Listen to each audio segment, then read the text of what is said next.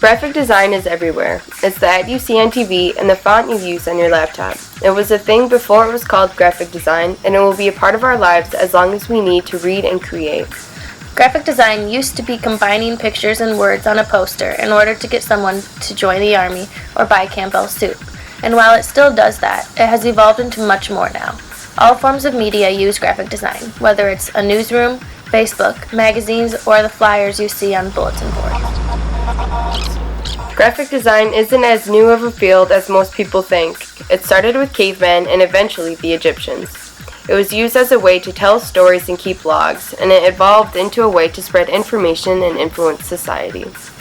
The practice of actually printing letters has been seen throughout the course of history in many different regions. Typography can be traced back to 1600 BC Greece, where a disc was carved with letters and pressed onto paper. Printing is also found in medieval Europe during the 13th century, when typographers would use single-letter blocks to press onto walls. The most notable example of typography is Johann Gutenberg in the 15th century, when he invented the printing press. Spreading information in writings had never been easier. Scribes didn't need to copy down entire books to share. Instead, the writer could send it to the printing press and the work could be done in a fraction of the time.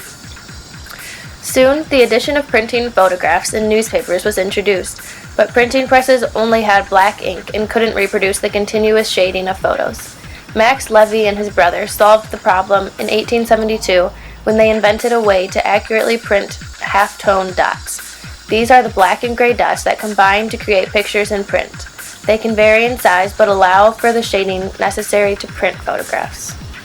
Presses made graphic design easier, but with the invention of chromolithography, printing in color progressed it even farther. A. Hohen and Company was the first printing company in America to use this technology, and soon they became the largest printer for smoking and chewing tobacco labels. Graphic design changed as countries started to wage war and began showing up as propaganda. During the World War I, James Montgomery Flagg created the Uncle Sam we all know today. Blue coat, top hat, and a single finger pointing right at the viewer. "We want you to join the U.S. Army" was added to encourage recruitment, and it has become a symbol of propaganda. In times of war, companies and even the government use graphic design to influence the public. Whether it's detailed posters or in-your-face typography to boost recruitment and sales, it is now used to target civilians. With so many countries, groups, and businesses beginning to depend on graphic design, the need for individuality grew larger. This is where branding began. Logos, slogans, and advertisements were created, centralized, and helped one stand apart from their other competition. Coca-Cola is a perfect example of this. It started in 1886 with a pharmacist, and his partner created the cursive brand that has stuck with it to this day. The white font on red background is one of the most recognizable logos in history, as are the golden arches. Companies created logos and advertisements specific to their brands to help boost sales and connect with audiences. Although graphic design has always existed, it hasn't always been an option for a professional career. 30 years ago, there was certainly no way to study it at college, but now it's an extremely competitive field. There are over 100 schools in the U.S. dedicated to art and creation, and thousands of scholarships available for those interested in graphic design. Internships for graphic design are more prominent now too because it's important for students to learn the business and art aspect of the field. The internships can range from working at newspapers to actually building prototypes for companies.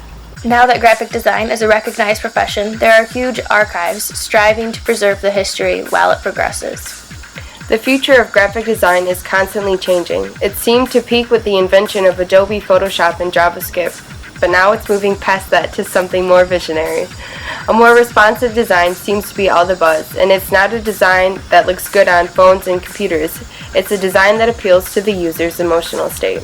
This new technology will use less words and more appealing visuals. When the text is used, they could perhaps use a different font with each word. The future of graphic design is headed towards an aesthetically centered user experience, taking into account the user's preferences for everything.